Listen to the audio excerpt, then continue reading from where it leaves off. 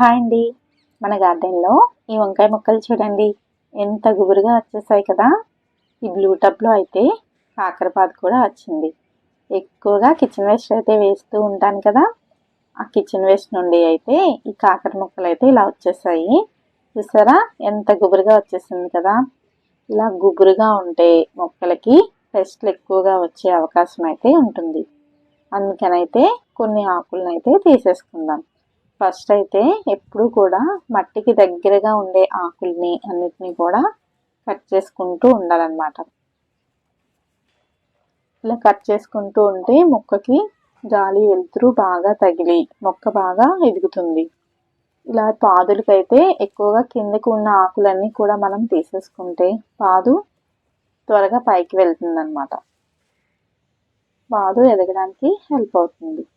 అలాగే ఈ వంకాయ మొక్క చూడండి ఎంత గుబురుగా ఉంది కదా! ఫస్ట్ అయితే ఈ మొక్కకు కూడా పెద్ద పెద్దగా ఉన్న ఆకులన్నీ కూడా తీసేస్తున్నాను. ఇలా తీసేయటం వల్ల ఏంటంటే ఆకులు ఎక్కువగా ఉంటే మొక్క బలమంతా కూడా ఈ ఆకులు తీసేసుకుంటాయన్నమాట. అప్పుడు మనకి కాయల సైజ్ అయితే చిన్నదైపోతుంది. ఇలా ఆకులన్నీ తీసేసుకుంటే మొక్క బలమంతా కూడా కాయల దగ్గరికి వెళ్ళి మనకి కాయలు అయితే మంచి సైజులో వస్తాయన్నమాట. అలాగే ఈ వాటర్ బాటిల్ చూడండి, ఇందులో కూడా వంకాయ మొక్క అయితే పెట్టాను. ఇది కూడా బాగా గుబురుగా అయితే వచ్చేస్తుంది. మనకి కాయలు బాగా రావాలంటే ఇలా ఎండిపోయిన ఆకులు, పెద్ద పెద్దగా ఉన్న ఆకులు అన్నిటినీ ఎప్పటికప్పుడు తీసేసుకుంటూ ఉండాలి. వంకాయ మొక్కకి ఎప్పుడు కూడా ఎండ ఎక్కువగా తగిలే చోట్లోనే పెట్టుకోవాలన్నమాట.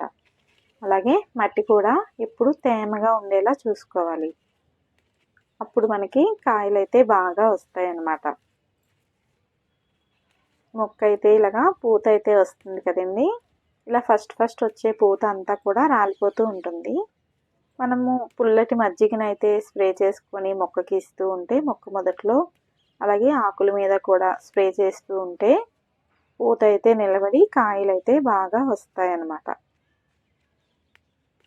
ఇలా ఈ టైంలో మొక్కకి మనం మంచిగా పోషకాలు ఇచ్చి కిచెన్ వేస్ట్ కంపోస్ట్ అయినా లేకపోతే పశువుల ఎరువైనా అలా ఇస్తూ ఉండి అలాగే లిక్విడ్స్ రూపంలో కూడా ఎక్కువగా ఇస్తూ ఉంటే మనకి కాయలు అనేది బాగా వస్తుందన్నమాట కాపు చేతికి.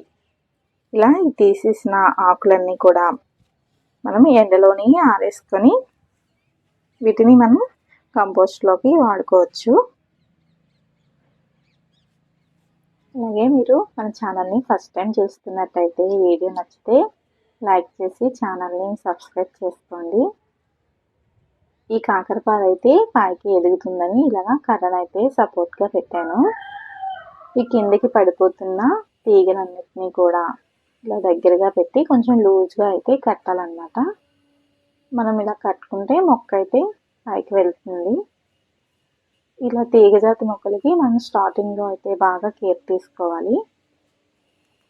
మొక్క కొంచెం పైకి ఎదిగేంత వరకు కూడా మనమే వీటికి సపోర్ట్ అయితే ఇస్తూ ఉండాలన్నమాట. ఇంకా ఈ కిందనైతే చిన్న చిన్న టిప్స్ అయితే ఉండిపోయింది. ఇవి కూడా మనము తీసేసుకోవాలి. ఇక్కడ మొదట్లోనే ఇలా ఎదిగిందనుకోండి మొక్క బలమంతా కూడా ఇక్కడే అయిపోతుంది అనమాట. మనం మొక్కని ఎప్పుడు కూడా పైకి ఎదిగడానికే చూడాలి. కింద నుంచి అయితే మనం సపోర్ట్ చేయకూడదు అనమాట. ఆ చిగుర్లని తీసేస్తూ ఉండాలి.